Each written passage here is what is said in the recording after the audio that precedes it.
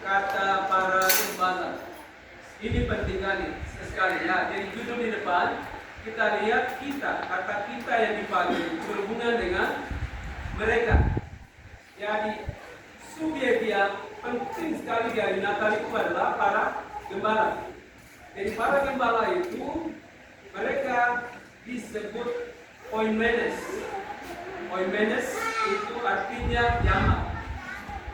Tunggalnya itu adalah oimen, orang yang tugasnya adalah apa? Sebagai apa?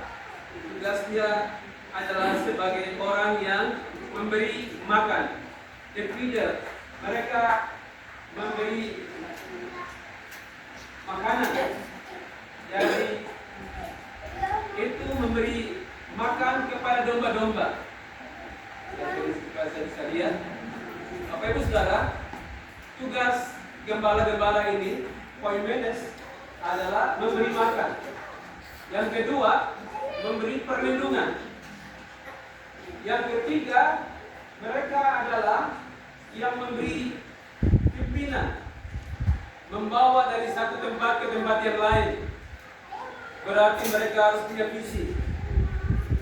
Dan mereka juga adalah penyembuh. Kalau domba-domba itu sakit, dan mereka harus tahu di antara sekian banyak domba itu, pasti mereka belajar bagaimana tahu gejala dari domba itu. Oh, yang ini sakit, maka mereka akan meminyaki. Itu sebabnya minyak zaitun itu penting sekali. Dan domba itu punya ketakutan kalau dia dikelilingi atau suara-suara lalat yang mengelilingi kepalanya, maka domba itu akan sakit dan dia bisa mati karena suara. Betapa sensitifnya kehidupan dari seekor domba. Maka gembala harus memberi dia kesembuhan. Lalu yang ketiga adalah gembala itu tahu bahwa dombanya juga stres. Karena dibawa sebentar lagi pindah lagi, sebentar lagi pindah lagi. Luar biasa, maka dia punya seruling. Dia memainkan lagu sehingga domba-domba itu mengalami sukacita. Mungkin saudara pikir domba saja senang untuk dengar pujian.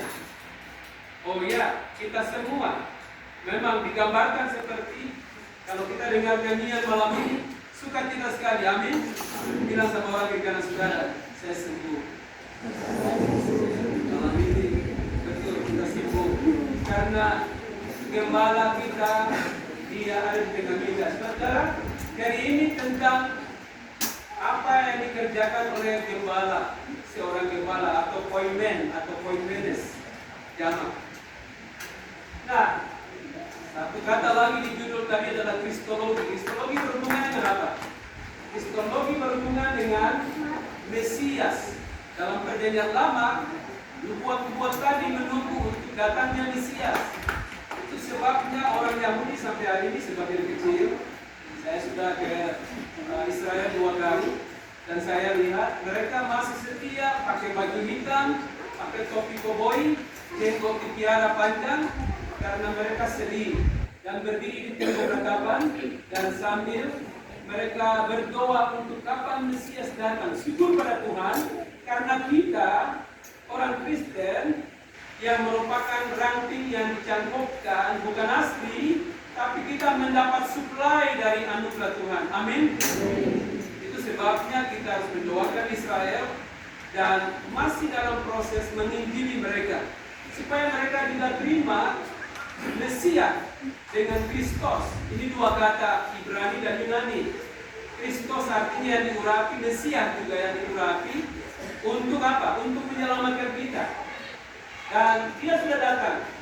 Dan tadi nubuat itu menunjukkan bahwa 700 tahun yang sebelumnya datanglah pada nubuatnya tergenapi pada Bethlehem. Itu lamanya 700 tahun. Sekarang kita hitung mundur belakang 2024 tahun. Kita terima Kristus yang diurapi itu, sehingga dia mengurapi kita untuk pelayanan kita. Bapak Ibu Saudara yang saya kasihi dalam Tuhan, dia juga kristologi berhubungan dengan Yesus itu gembala gembala agung kita. Dia gembala agung. 1 Petrus 5 ayat 4, Rasul Petrus berkata bahwa gembala agung itu akan memberi kepada kita upah. Maka kita melayani dia. Dan nanti satu saat dia beri upah kepada kita. Dia beri mahkota kepada kita. Itu sebabnya kita sudah 1 semester selesai, bahkan 1 tahun sudah selesai. Tinggal beberapa waktu lagi sampai akhir tahun. 1 tahun ini kita terus belajar, kita terus melayani, kita terus bekerja. Dan yang ada di lapangan, yang ada di kampus, kita bekerja terus, tapi dengar baik-baik. Upahnya nanti datang dari Gembala Agung. Amin. Dan Gembala Agung itu adalah Yesus. Jadi saudara yang saya kasih dalam Tuhan, betapa penting kita diingatkan di hari Natal bahwa tema Natal tahun ini berfokus pada kata kita. Kita pergi ke Bethlehem untuk lihat apa?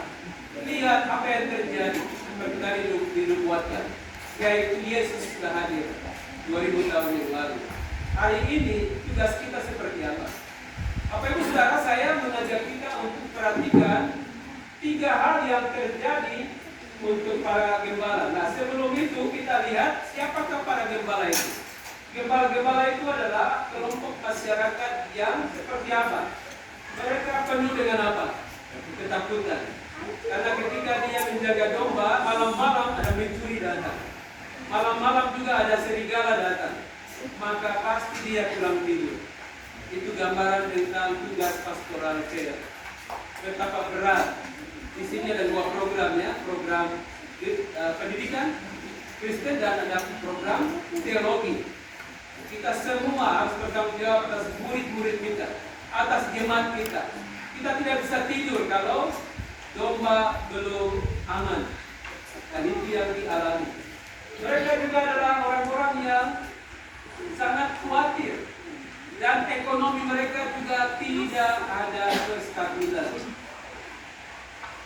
Karena kalau sampai salah satu ekor domba itu hilang, maka sang gembala harus mempertanggungjawabkan kepada tuannya, kuriosnya, dan dia bisa dipecat, maka dia hilang pekerjaannya. Dia juga bisa dihukum, tergantung kepada tuannya yang baik atau tidak. Jadi keadaan ekonomi mereka tidak menentu.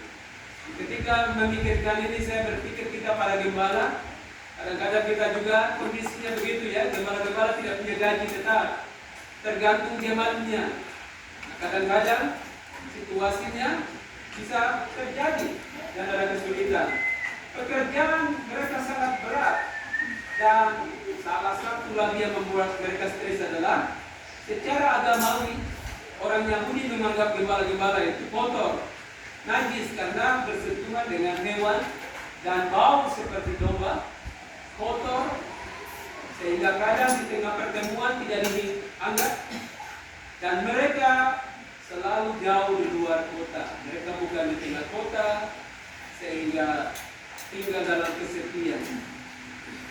Kadang-kadang kita para gembala, para mahasiswa, para dosen juga mengalami tanggung jawab keadaan seperti itu. Tapi itulah oimenos, orang-orang yang dipanggil untuk hidup seperti ini.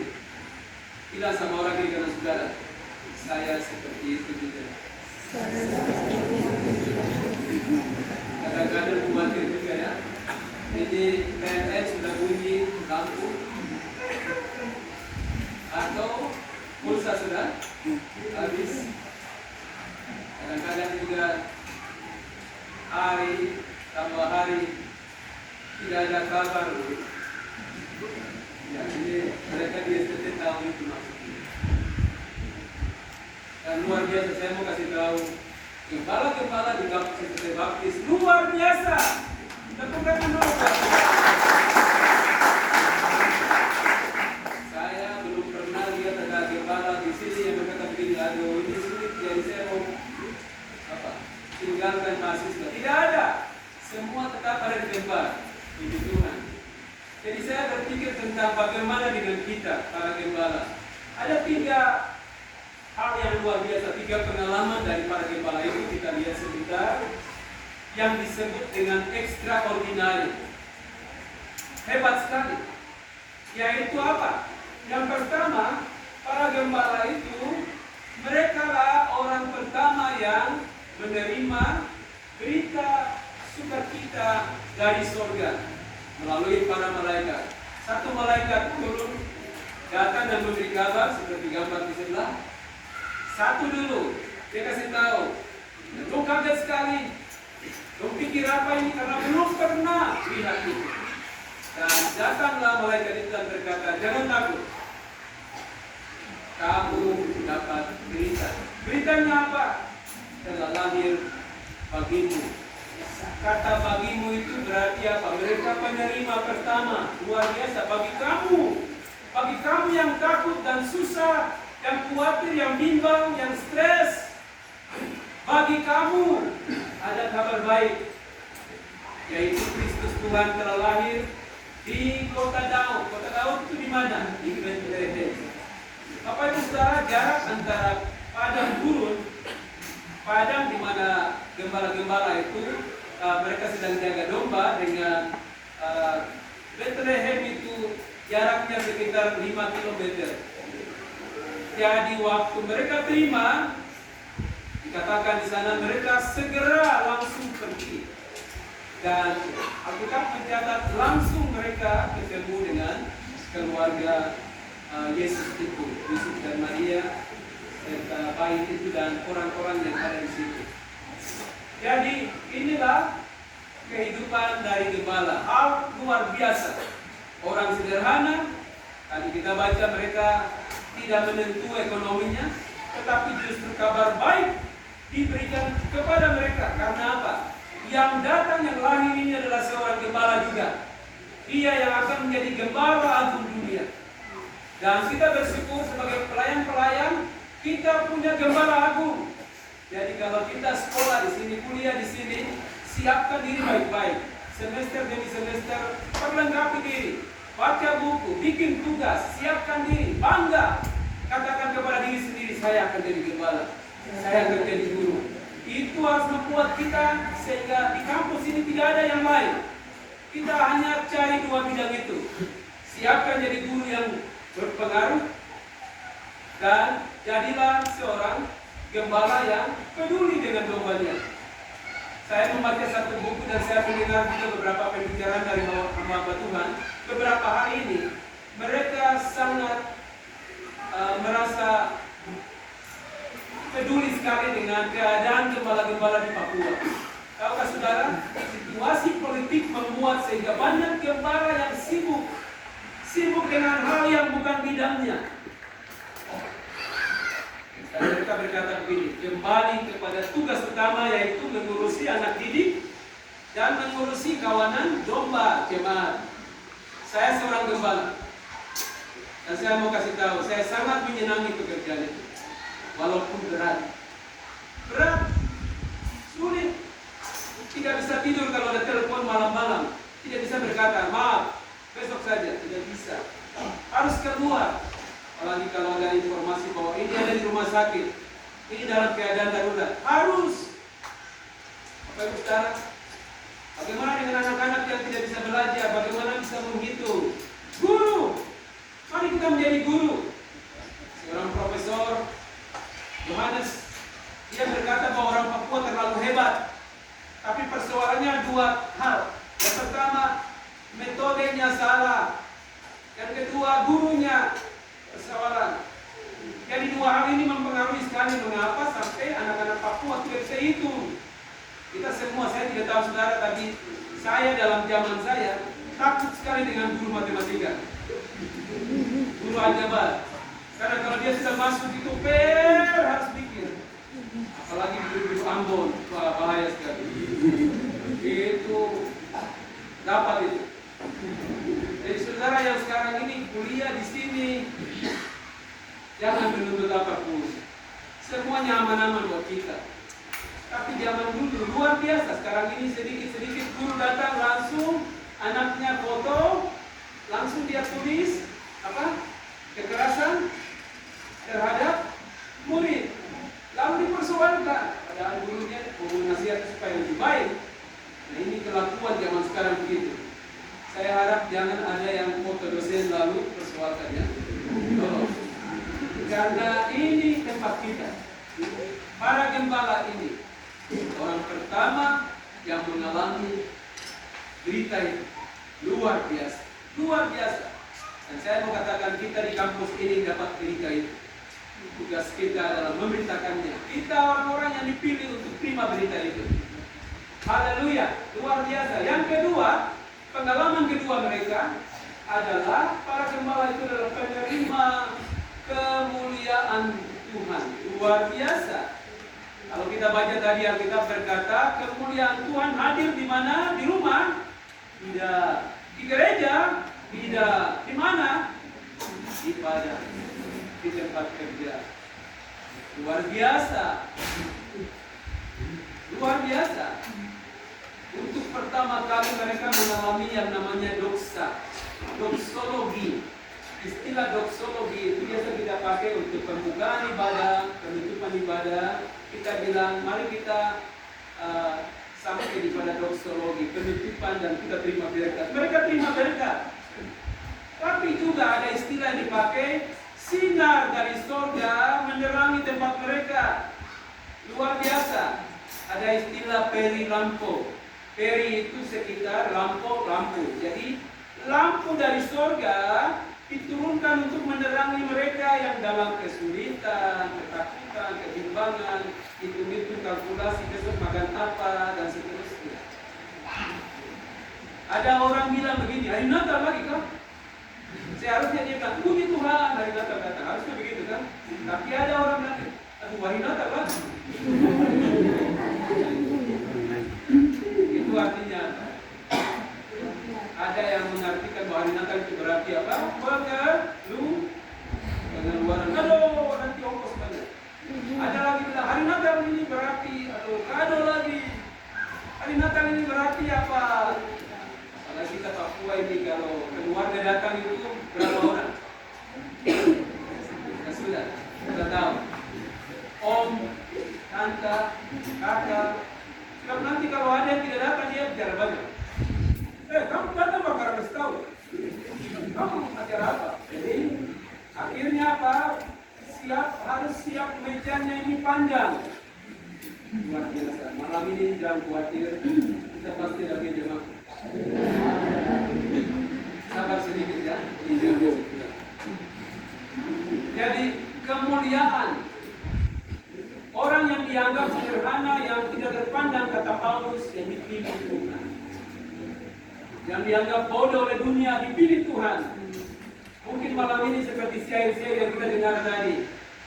Aduh, mau pulang, mau Natal di kampung, ingat ini. Kadang-kadang orang tidak peduli dengan kita, tapi dengar baik-baik. Yang terima kemuliaan pertama kali adalah para gembala. Kiranya di hari Natal ini kita juga terima kemuliaan. Simbol cahaya. Ada lampu dari surga. Ada doksa yang mengurapi kita. Ada hadirat Allah, kebanggaan, kebesaran Tuhan menaungi kita. Tidak peduli apapun keadaan kita. Itu sebabnya hari Natal itu adalah hari di mana kita mengadakan apa? Pemberesan. Ada banyak tradisi kita di sini. Tunggu tanggal 31 baru apa?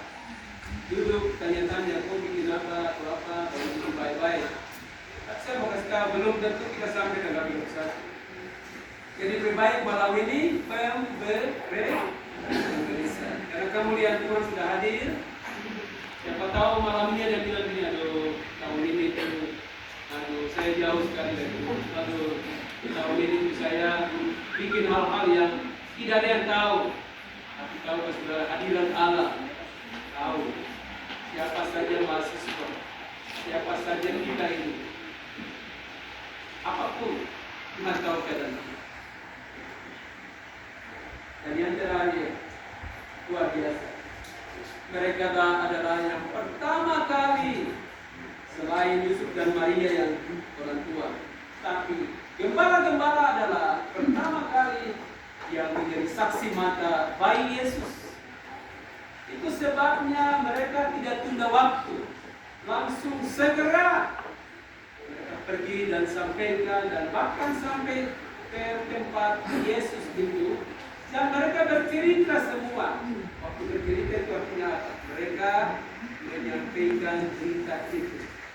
Hari Natal ini adalah waktu untuk kita menyampaikan berita itu. Hari Natal ini adalah waktu untuk kita bertemu Yesus secara pribadi. Mereka pergi ke Bethlehem bukan untuk cari Bethlehemnya, tapi cari Yesusnya. Kiranya di bulan Natal ini kita berjumpa dengan Yesus. Di kamar tidur kita, di asrama kita, di keluarga kita. Dan mari kita bicara sama Dia. Karena Dia adalah pokok tujuan hidup kita. Kita cari Dia. Orang Majus datang, mereka cari Dia berbulan-bulan. Tidak ada pemberitahuan waktunya. Sehingga para ahli teologi dan ahli Alkitab penafsir mengatakan pasti mereka ongkosnya banyak sekali dari kota ke kota. Mereka bayar untuk menginap, untuk cari bintang yang keluar itu. Lama sekali baru akhirnya sampai bertemu di Bethlehem. Para gembala juga. Jadi Bapak Ibu Saudara, luar biasa kita harus bertemu dengan Allah yang sudah berinkarnasi bagi kita, dan Dialah yang kita beritakan. Sekarang di bagian terakhir, bagaimana dengan kita? Apa maknanya buat kita? Yang pertama, meet Yesus. Kita harus bertemu Yesus. Tidak sama orang kita saudara, saya mau bertemu Yesus. Bertemu Yesus. Saya bertemu Yesus. Saya tidak temukan di acara itu waktu bertemu tidak ada kulit, tidak ada. Tapi karena mereka betul-betul tidak punya apa. Selimut sepotong yang dipakai itu namanya apa? Lampin. Lampin itu kain bekas, potong. Tidak cukup untuk bungkus beberapa kali. Dia miskin karena kita. Jadi segala hal yang namanya materi itu tambahan saja. Yang terpenting adalah kita serahkan hidup kita untuk bertemu Dia. Yang kedua, preach Jesus. Khotbah. Kita tidak beritakan tentang Santa Claus atau yang hitam itu, yang menakutkan. Gereja sekarang terbawa keluar, tidak beritakan Yesus tapi beritakan kumis putih. Ini tanpa sadar gereja sudah fokusnya. Padahal keliling kota itu sebaiknya harusnya beritakan Yesus supaya setiap telinga yang dengar di kiri kanan mereka tahu Yesuslah alasan. Santa Claus dia tidak bisa kasih kehidupan. Dia hanya bawa bingkisan kecil-kecil, dia kasih selesai, dia pulang tidur. Yesus memberi kehidupan kekal. Beritakan Dia. Dan saya harap tahun depan ketika kita kembali, mimbar kita panas. Mimbar Sekolah Tinggi Teologi Baptis panas. Beritakan. Itu ciri kita orang Injil. Injil itu evangelizo yang tadi dikatakan. Kabar itu tidak bicara tentang yang lain, tapi kabar Injil. Itulah ciri khas kita. Saya harap ke depan STT Baptis. Kalau orang bicara STT Baptis, mereka mengenal dua hal. Pekabaran Injil yang hebat karena khotbahnya, tapi juga karena pengajarannya sangat memberdayakan. Luar biasa. Itu harus menjadi ciri kita. Kita tidak beritakan filosofi kosong menurut Filipi pasal Kolose pasal 2 ayat 8 itu. Filsafat dunia yang kosong, yang palsu, turun-temurun dari nenek moyang. Tidak boleh ikut tradisi yang tidak ada Kristusnya. Harus beritakan Kristus. Keharusan. Dan yang terakhir, share the joy. Hari Natal itu harus senyum. Coba balik ke anggota sebelah.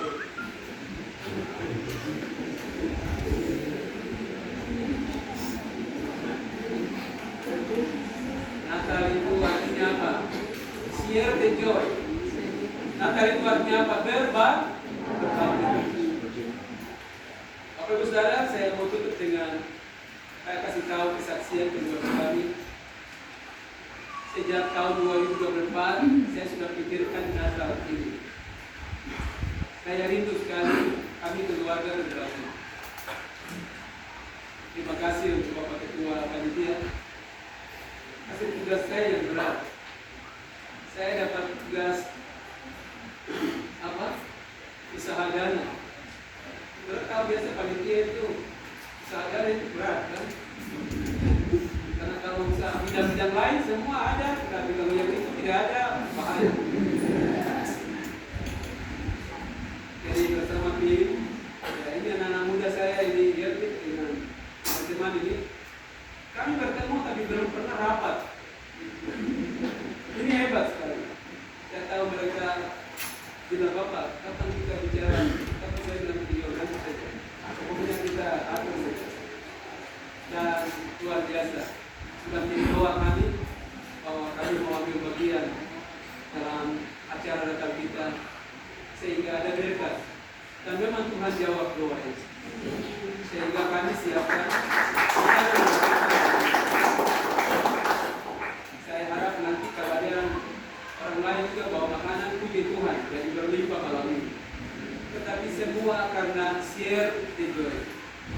Kami berbagi. Dan itulah gaya hidupnya dosen-dosen di ST Baptis. Kalau saudara mau tanya ST Baptis, dosen-dosennya seperti itu. Termasuk juga kalau mangga jatuh, berbagi juga. Waktu saya ke kantor, saya cium bau mangga. Lalu saya lihat di meja ada plastik hitam, saya tidak tahu malaikat siapa yang bawa ke saya. Jadi malam ini malam Natal, kalau pernah ada yang antar, kalau saya mau. Karena ada persoalan yang harus saya selesaikan.